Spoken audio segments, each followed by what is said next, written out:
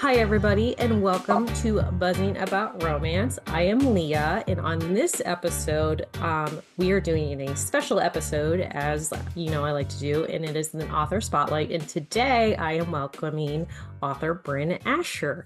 Welcome to the podcast, Brynne. Oh, thank you. I'm honored to be here. Thank you for asking me. Okay, so a little bit of info about Brynne. USA Today best-selling author Brynne Asher, writer of romance, lover of caffeine and cocktails. Brynne lives in the Midwest with her husband and three children, although not all of them live at home anymore. No, I think I need to update that. Goodness. Yeah, two of them have flown the coop. One's married, the other's just off working, doing his thing. We have one left. So, One left. When yes, she isn't creating pretend people and drama, she's running her kids around and doing laundry. Brynne thrives on skincare and online shopping while being fabulous in her favorite ratty pajamas. that's right. My husband is So, like, you have so many shoes for someone who hardly ever leaves the house, and I can't help yeah, it. but he buys you them too. So it's He not like does. he can't say that he adds to that I know. chaos. Yes, Because you have he posted does. shoes that he buys you. Yes, he does. He buys me shoes. I will say, anytime that he comes on, when he's like when you talk about like all like, because at one point last year, I think it was like during the winter, like you had emptied, and it sounds like I'm like stalking you, but I'm really not. No, it's fine. Just a little bit. But you had like five black jackets that you had brought in the house. He's like, how many black jackets does one person need? A lot. Five or more. Well, That's it's another thing like I have a lot of. I have a lot of jackets and a lot of shoes for someone who works from doesn't home leave the in the house. same tiny room and really doesn't even enjoy going to the grocery store. So, Oh man, it is a running joke about like around people that I know, like how much I dislike driving anywhere. yeah, Like I like to stay in my bubble. Like I live in a very small town, so like I'm fortunate that I can walk to most places. Like my office, like for my job outside of this yeah, stuff, it's a 3-minute walk from my yeah. house. But my husband, like his commute is also a 3-minute drive. So like he is not traveling far either. But I like my bubble. Like That's I right. don't like to travel. Like I had to go into Pittsburgh a couple times this year, and people were like, "Are you okay?" That's a long way. I'm That's like, a "No, it big, was big, horrible." right, right. I go to yoga and sometimes I pick up the groceries if I can't make anybody else do it. So Yeah, but that's you have about it. other drivers in your house, so you I don't have to do do. it all. That's right. That's right. Okay, so what initially drew you to the romance genre as a writer? I was just like you. I was just like every other reader. I was voracious in everything I could read. I started, well, I've always been a big reader.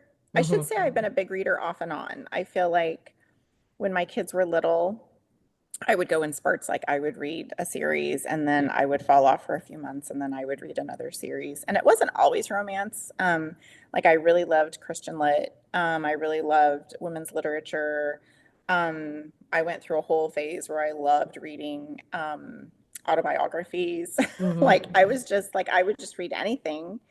And then um I don't know. Like just I think about the time like indie authors became a thing. Like Hmm. 2010, maybe 2011. Um I just like I think I picked up Twilight, then I picked up 50 and then I was just every single thing I could read. You know, for romance and I was reading all the original indies, you know. Hmm. Um and my best friend and I were buddy reading everything. And I just, one day, I thought to myself, I wonder if I could write a better than bad book. You know what I mean? Because you start, like, Hmm. you read all these things and all the storylines, and you get these ideas. And I really love banter. And I was a writer in my past life, not fiction, and like in my job before when I was working in the corporate world. Like I Hmm. was in marketing and I was doing technical writing. Like I felt like I could write, but I didn't know if I could write to entertain. Right. So I just decided to sit down and write it and or try it. And my best friend said, "I promise, I will tell you if it sucks. I will not let you waste your time, and I will not let you embarrass yourself." So very grateful for her encouragement. I know for a fact I would not be where I am today without her. So Shout out to Michelle. Well, that's awesome. Yes. But also it's nice. She's like, I will tell you if it sucks. Because there's Yes. so many people are like, well, it's good, but then they don't want to say, but it's not great. Yeah, right, right. So she said, she was like, I don't want you to, spin your wheels or whatever. And so I wrote Overflow, um, was my first book. Is it a Hmm. perfect book? No, it's not. I didn't know anything about beta readers. I wasn't on Facebook at the time. I wasn't even on Goodreads. Basically, I had the Kindle app and that's it. And I Yeah. wrote this book and I didn't know what else to do with it. So I had to research everything else. I didn't have an editor. I didn't have a lot of things. So Yeah. it was uh A one of learning the fastest curve. books I've ever read or I've ever written because I didn't have any voices in my head telling me don't do this, you Hmm. should do this, it needs this, it doesn't need that.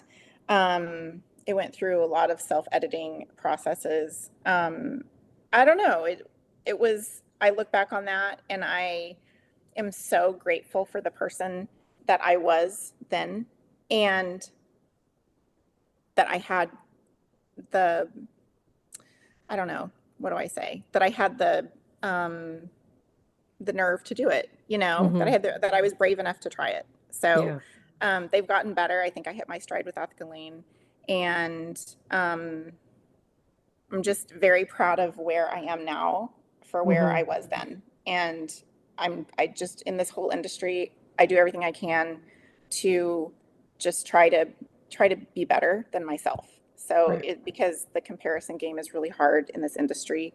It is. Yeah. And I really have gotten to the point where like if I can be better than I was in in my last book, or if I can try something new, or if I can grow in some way, then that's what I want to do.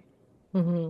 Well, and I think that's the biggest thing. Like it takes a lot of courage to put yourself out there. Hmm. Like we've had conversations about, because I was an art major in college, Hmm. and we have had conversations about how critique day was the most stressful and emotional days because you pour yourself into these things and you have a Yes. group of people sitting there tearing it apart, and you're like, oh, well, I thought I did a good job. And they're like, Right. this really sucks. And I don't know what you're thinking about putting this out there. And it's like, wow. Yeah. We also have said that authors should sit through like an art critique like that, because then they can like really experience like the hair raising and like gut wrenching, detrimental like things people say. Yes. Yes. I went through like so many of my books, I had ARC readers, or not ARC readers, but like beta readers, Hmm.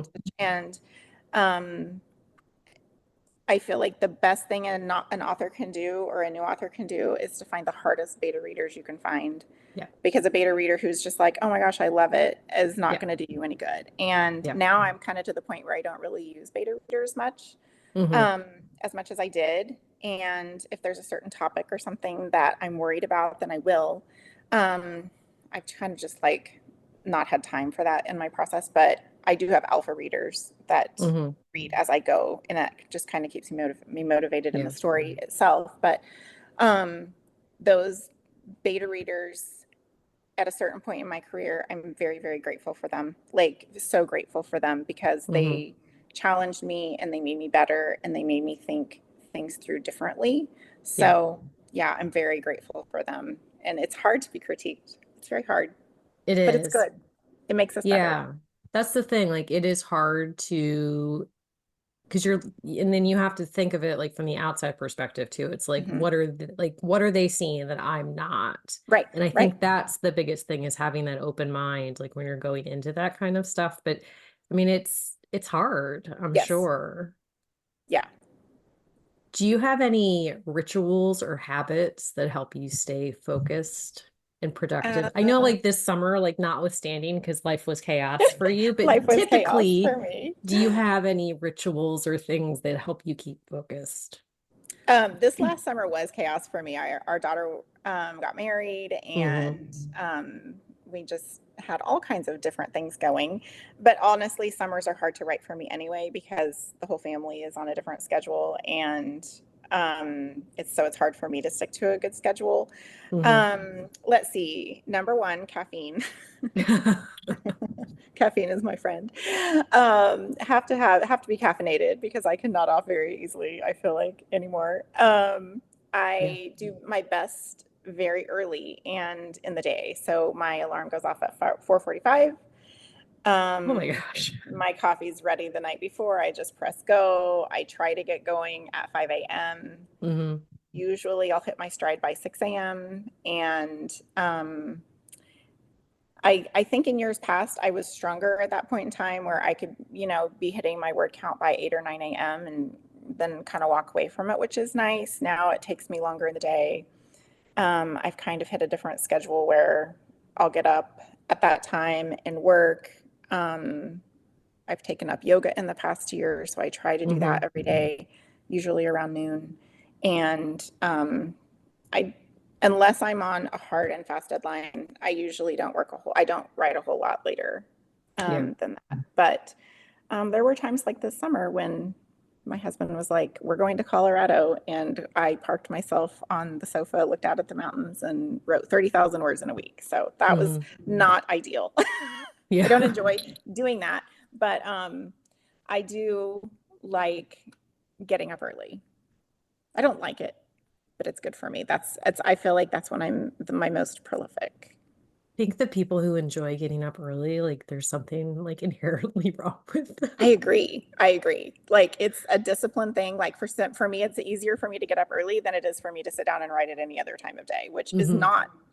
Um, I don't enjoy waking up early, but anyway, Yeah, I wake up early only because I have to, because I have to get yes. my kids up, Hmm. which, yes, I still wake my children up, even though they're old enough to probably do it themselves. But if I don't do it, then it's not going to happen. So, Right. yeah. Yes, I But get it.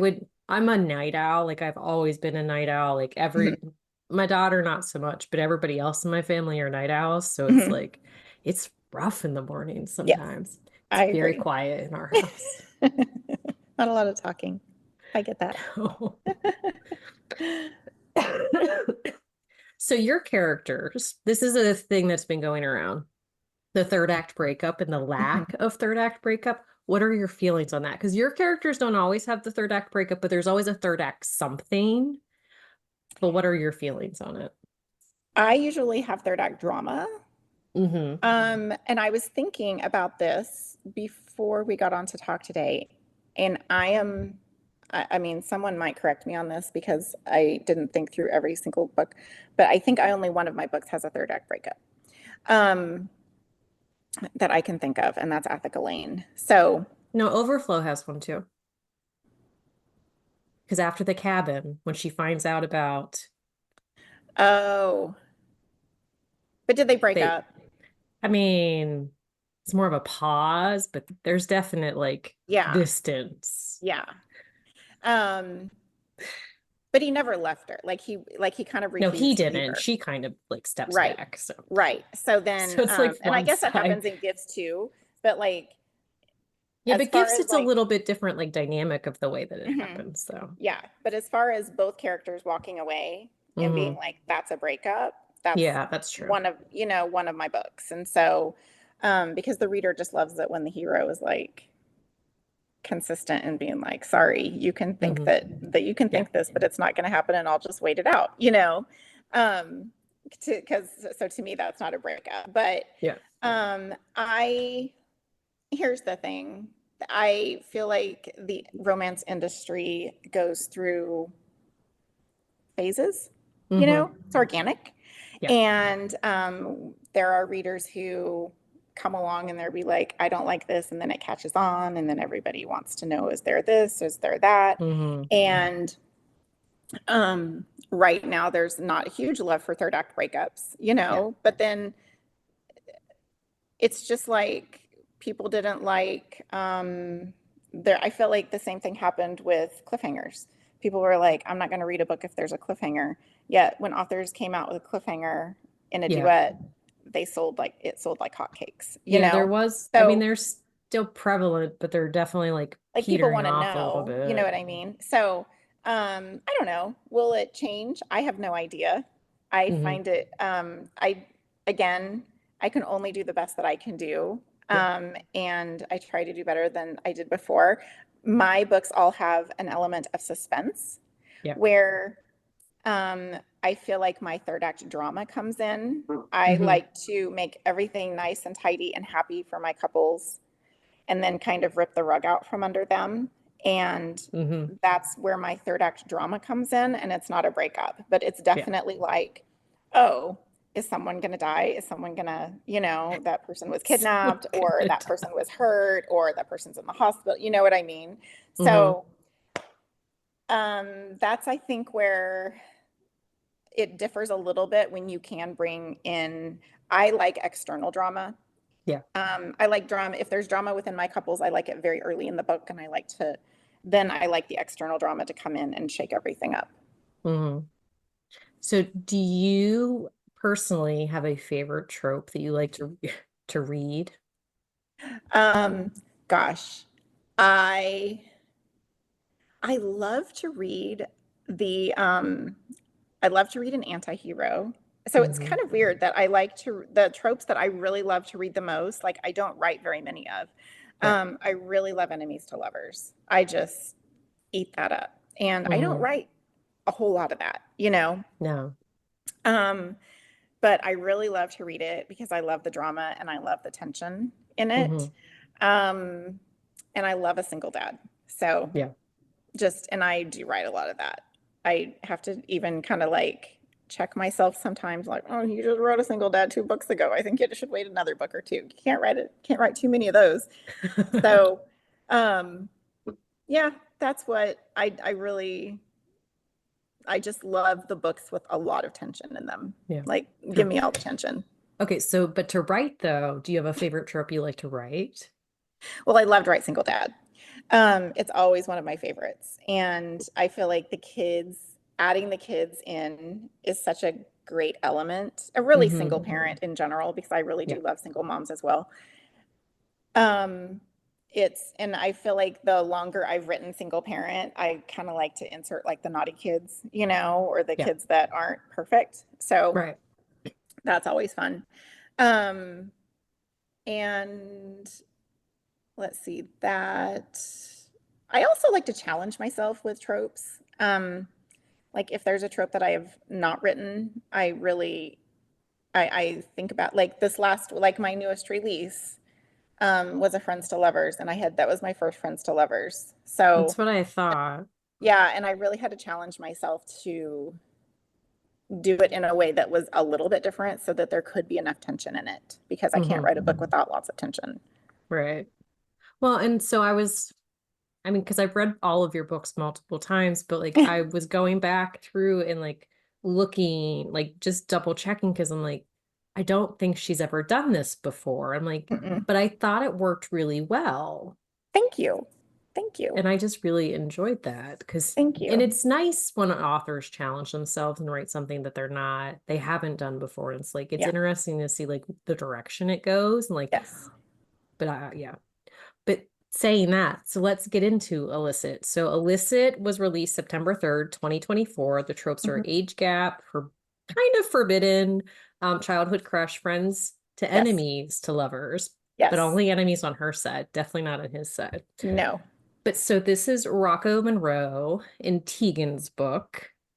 We met Rocco way back in Possession when he first shows up as a teenager. Hmm. So I know in your back matter you've talked about this a little bit, but for those of you who have not read the book, so Rocco, when he was first introduced as a character, did you plan on writing his book the whole time?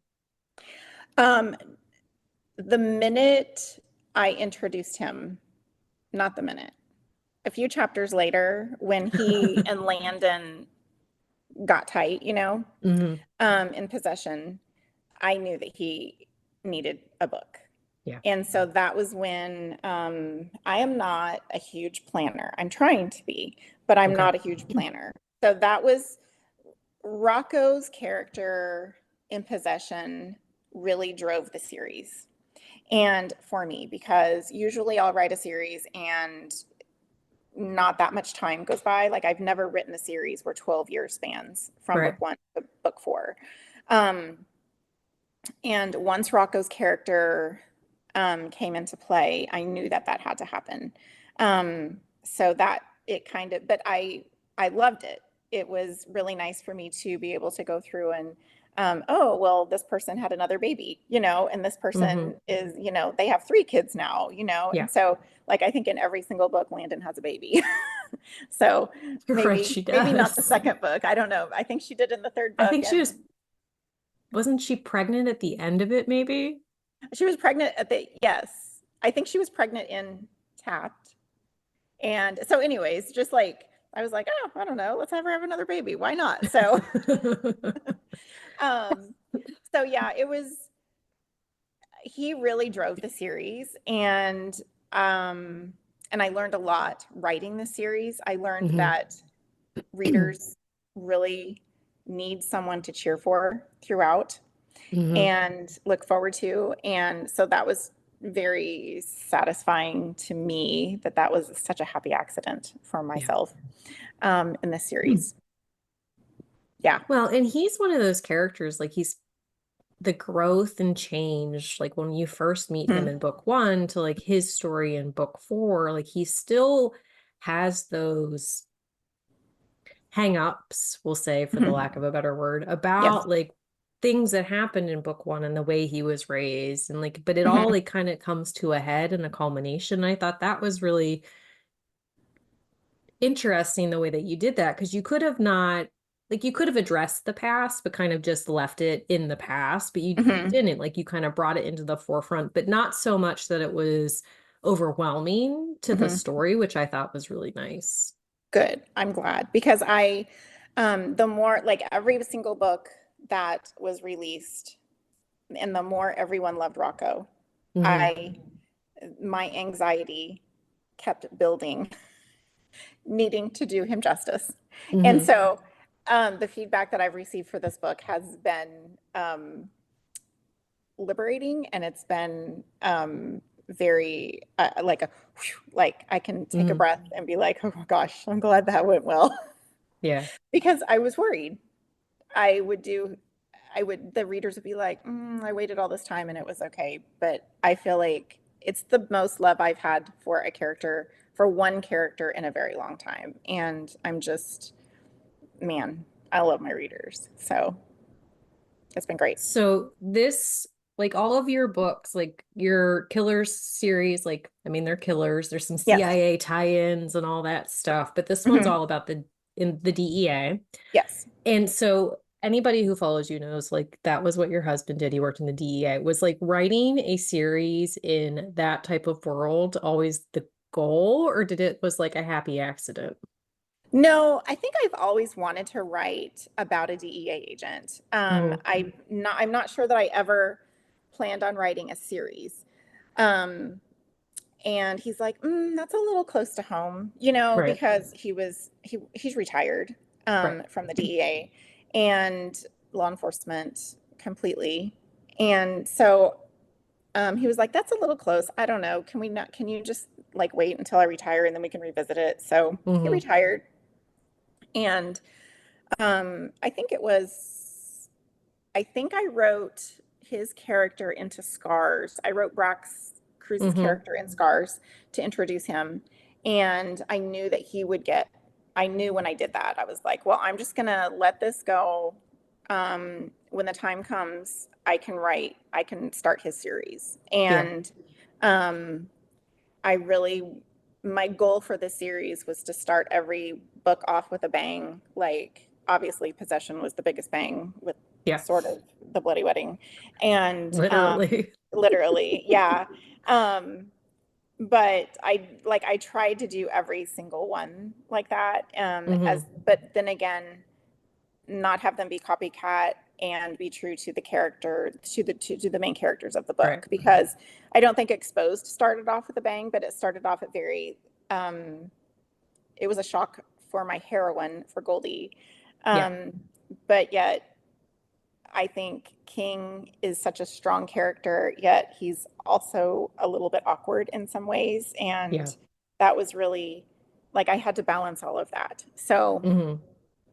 um, there were definitely more bangs in that book, but Um, yeah, it was just a very satisfying series for me to write, especially once I got the first book done and I knew that Rocco was going to be the last book and I had something to work toward Hmm. and let that character marinate and grow, and know that I still had a lot of work to do on him for his Yeah, book.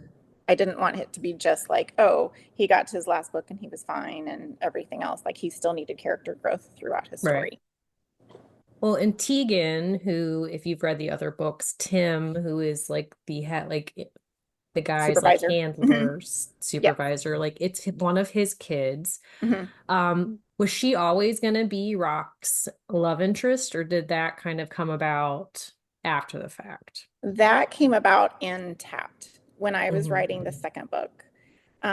I think I wrote a scene where everybody was together and She um, was going back to college or coming back from no, I college. think she was 16 and Tapped, so she Was was she? pretty Maybe young. I'm Yeah, thinking one in the older one, Exposed. Sammy was, and then Exposed, she was going back to college. Yes, Yes. so and I only know this so well because I had to do the math multiple times on my characters' Reading ages math to is make sure I got them right. hard.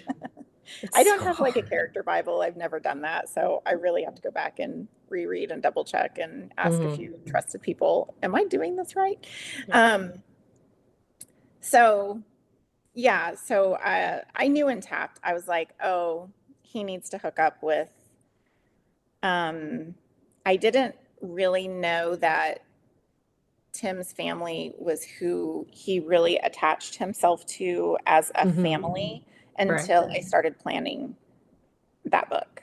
Yeah. So, but when I knew it was Tegan, I'm like, oh, it has to be that way. Like he has to be the son that Tim never had. And Hmm. um, yeah, they had to have grown up together and been friends because I didn't want to make it weird either. Like I didn't want to Right. make him like he was lusting after some young girl because he wasn't, Right. at all. She was totally of age.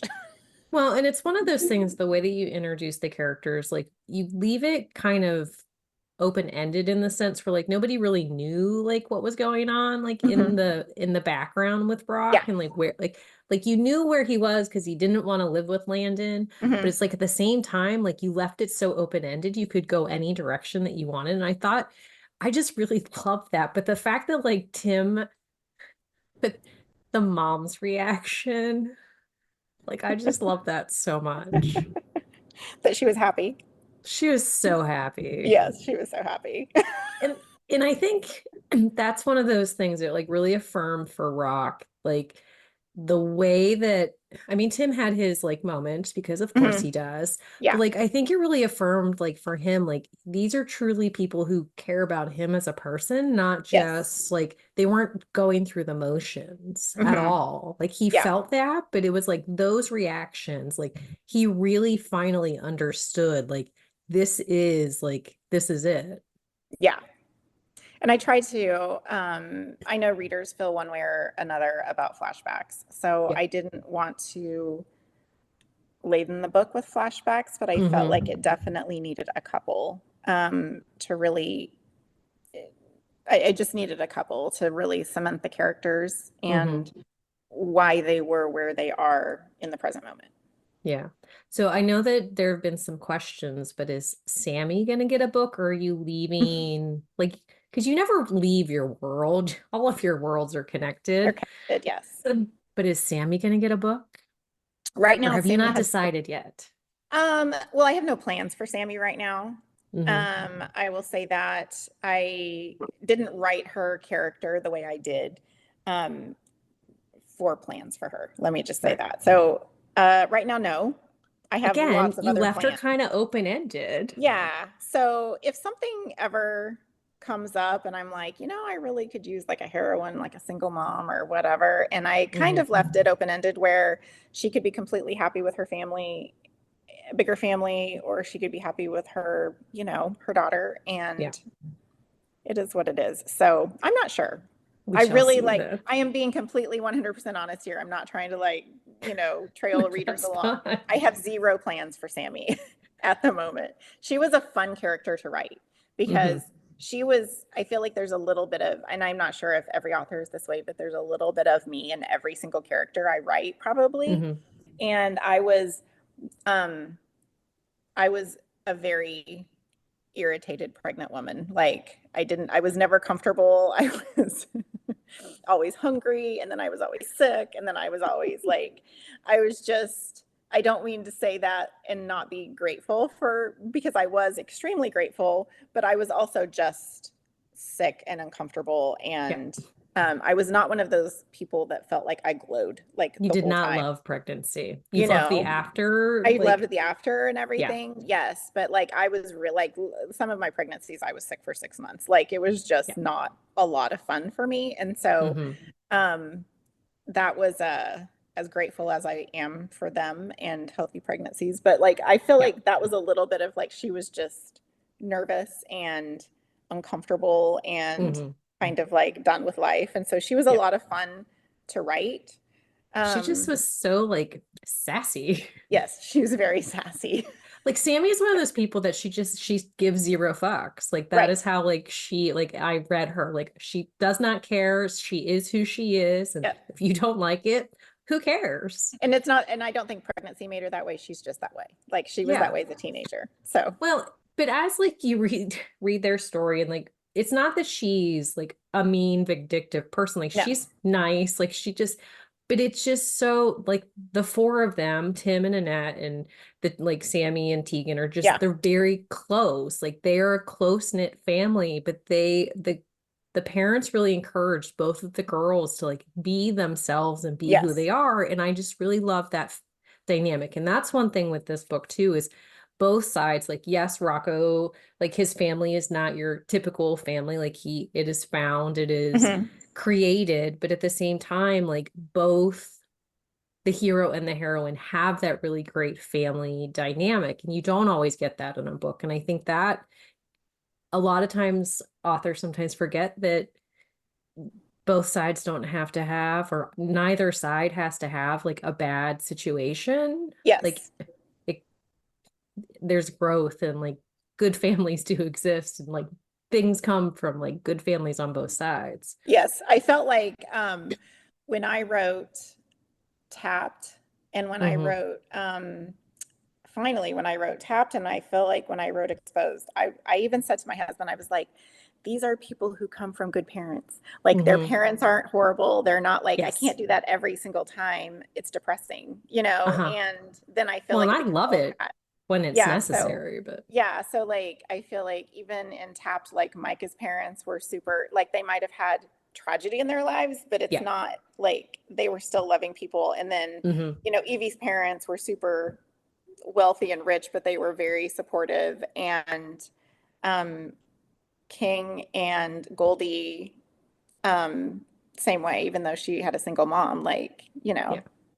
the same way. So it's kind of nice to be able to write something like that because I think the go-to often in romance is to make everybody miserable with their parents. Well, just tragedy and Yeah, baggage and like yeah, just the chaos. Like I feel like that is the go-to. But yeah. I will say that I wanted some Tippy in this book and I missed her. Some who? Oh, Um, Trippy. Trippy, yeah. Yes. Oh, I know. I try to think about how to work her in, and it was just not happening 'Cause she's a organically. hoot and I loved She her. is. I Yes, love like a sassy elderly character in a book me who too. she hit all the right points for me. And it's like, oh man, I miss her. Yeah, I know. She was so great to write in that book. I loved her so much. And there will be in the current project that I am writing right now, there will be some more of that. So yeah, I really do love a good elderly character. I just think they add so much, like a kid, Hmm. like you know, like a small child adds. So Yeah. yeah. So Cole Carson is one of Mhm. my favorite characters of yours. Good, thank you. Will he be showing up in the next series? He will. I mean, I feel like anyone who has read, I've said very little about Winslet. Um, Yeah. my next series, and I have to say that's not what I'm working on at the moment. I'm working on something else. But that Winslet will release next year in 2025.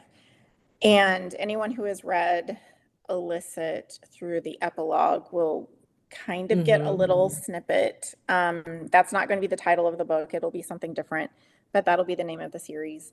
And it will be about one of Bella Carson's brothers. I was And gonna I haven't say, said, yeah, is and that I who we're haven't said which getting? one. And Are we gonna get more than one brother? I don't know. Like literally, I don't know. I'm not trying to drag you along, but it will be one for sure. Uh-huh. And we'll see about the other. I don't know. I've got to, I have plans You for have to that see where series. the words take you. Yes, I do. I am a pantser, so we'll see where that goes. But That's it okay. will, Winslet will be small town. It'll be my first official. Some people label the Killers a small town because it's kind of out in the country, but not, it's Hmm. not really like a town. So Winslet will be a small town. Um, there's going to be a lot of wealth and a lot of, um, it'll be kind of like a vacation destination as well, which I'm excited about Hmm. writing. And yeah, it'll be a fictional town. I'm not going to say like, oh, it's in this state or it's in this geographic area. Like, it's just going to be sort of up to the um, reader to Hmm. imagine where it is. But it's the first time I've ever written a fictional like location. I like a fictional location that's like based Hmm. on like towns because Yeah, then like you don't aren't like, well, this is wrong. So like yeah, Susan Stoker, her Fallport series, like it's a fake town, but it's based on a small town in yeah, Virginia. So she's like, I could do what I wanted with it, but like exactly. people still like know where I'm talking about. So Right, right. oh, excuse me. So you did a second gen book with Levi. Hmm. And Rock is kind of second gen, but I know Emma's book has been a big ask. Are we Yes, getting more second gen? yes, there will definitely be more second generation from the Killers, and Emma will definitely get a book. Okay. So I'm very excited to write her book. Are we gonna get a Crew Vega like as a dad book? Because I mean, we already have Cole kind of as a dad with Yes, Abbott, but yes, um, I can just yeah, imagine like that set of kids yeah, like grown up and yeah. the chaos that those dads would create. I know, right? I feel like that's all a definite yes. Oh, I love all these answers. Yes. This makes me so happy because Oh, good. honestly, to see them like as dads, like girl dads at that, Hmm. it's I always knew gonna I be wanted Crew to be awesome. a, yeah, I knew always knew Crew had to be a girl dad. Like he just Hmm. had to be. So, Yeah, because he was the first killer, the original, and yeah, he's so intense in his own ways. So he needed all girls. yeah. I actually just re-listened to that one because I listen to audiobooks like while I'm Yeah. at my day job because but Hmm. I can only listen to books I've read before because I can't focus. Like, Hmm. but yeah, so I was re-listening to that and I just love him so much. Oh, good. Good, good. So, thank you so much for joining me on Yeah. this episode. I appreciate you coming on so much. Thank you for having me. It's been a really enjoyable time. Thank you. And until next time, everybody, happy reading. Find us on Instagram at Buzzing About Romance or on Twitter at Buzzing Romance. If you like the podcast, please leave a review. If you'd like to support us directly, join the Bookcase and Coffee Patreon and receive exclusive content only available to Patreon members. Check out bookcaseandcoffee.com for our on-the-shelf show notes.